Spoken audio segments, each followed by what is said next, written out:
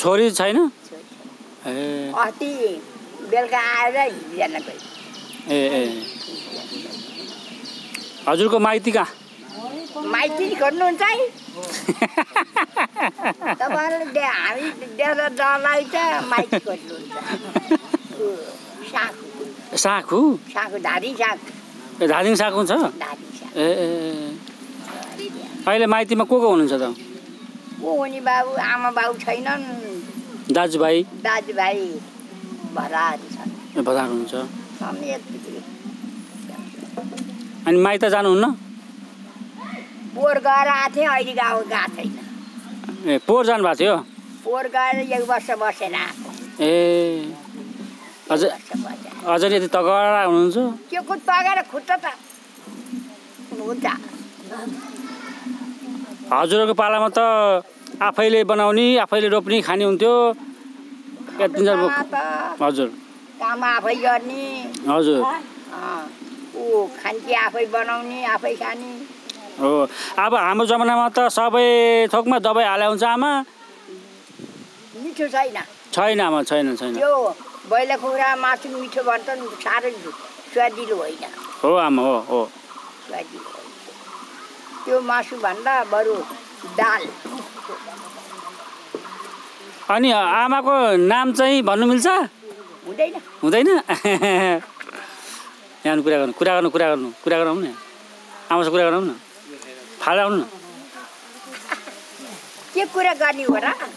अब हामी अब गइहाल्छौँ आमा फेरि सम्झना मात्र हुन्छ अनि कहिले भेट्नु कहिले अब भोलि जाने आमा नमस्कार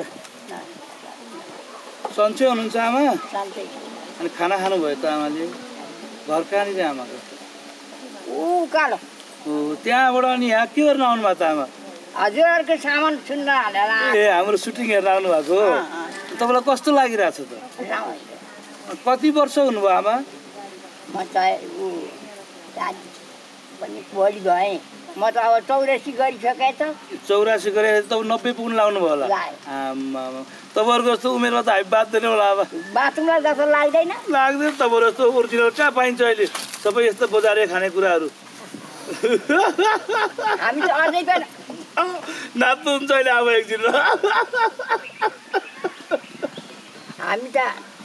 अब हाम्रो यो अहिले हामीले तपाईँको गाउँमा सुटिङ गरेको कथा वैशाख 1 गते बेलुका 7 बजे SDK फिल्म्स युट्युब च्यानलबाट आउँछ टुहुरी नातिनी हजुर यहाँ सुटिङ गरेको 1 गते आउँछ ए वैशाख 1 गते नातिनी आमाबाउ छैनन् टुहुरी छिन् हजुरआमा मात्रै छिन् बुढी हजुरआमा काम गर्न सक्दिनन् गाउँतिर यसो मागेर दिनचर्या चलाउँछिन् मागेर पाइँदैन आजकल दिँदैन आमा दिँदैन कसै हामी त भत्ता पैसाले खान्छौँ कति आउँछ आमा भत्ता 12,000 आउँछ 12,000 के गर्नुहुन्छ 12,000 पैसा खाने नि त्यसो हेर्नु बोल्नु हो आमा बटरी रहन्छ खुट्टा हजुर बटरी हेर्दै हाम्रो यो तपाईँहरूको गाउँमा सुटिङ गरेको सिरियल चाहिँ सबैजनाले हेरिदिनु पर्यो भनिदिनु पर्यो आमा हजुरले भनिदिनु भयो आशीर्वाद दिनु पर्यो आशीर्वाद पनि दिनु पर्यो हामीलाई म यस्तो त आउँछु हामीलाई आशीर्वाद पनि दिनु पर्यो हजुरआमा राम्रो होस्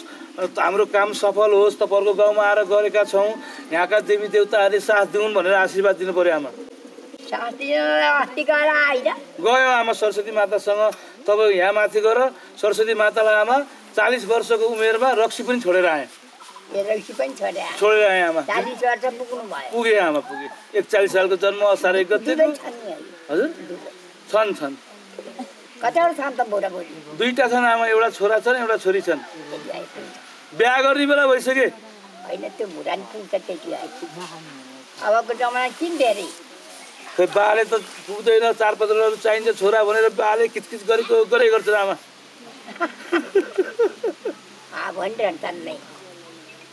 अबको जमाना यस्तो अनिकालमा पाउँछ त त्यही त हो नि आफ्नो एउटा ज्यान त पाल्न गाह्रो हुन्छ आमा अनिकाल त भन्नु पर्दैन हैन त अनिकाल नै त्यही उब्जरी केही हुँदैन काम गर्ने मान्छे कोही छैन खाली बहनी मात्रै गाउँमा पनि मान्छे कोही त सबै सहरतिर लाग्यो आमा खाली सहरतिर बाहिर जान्छ नि हो आमा छोराहरू बाहिर गएको छ अब आमा देशमा उद्योग धन्दा कल कारखाना त्यस्तो राम्रो भइदिएको भए किन जानु पर्थ्यो र विदेश उहाँ चाहिँ किन जानु पर्यो हो नि यहीँ नेपालमै गर्छ पैसाले घाँस काट्ने अनि बुढो आरन भयो अनि भैँसी पनि छन् आमा अहिले त छैन छैन बुढो छँदाखेरि थियो बुढो छँदाखेरि आरन काम गर्थ्यो घाँस काट्थ्यो बुढो दुध खानु पर्यो नि घिउ खानु पर्यो गरेर हस् हस् आमा जाउँ अब यतातिर जाउँ ल यता बस्नु पऱ्यो यता सुटिङ गर्ने अब है ल त हस् ल हिँड्नु आमा आमा यता यता बस्नु पऱ्यो यहाँ गरे आमा कस्तो ज्ञानी हुनुहुन्छ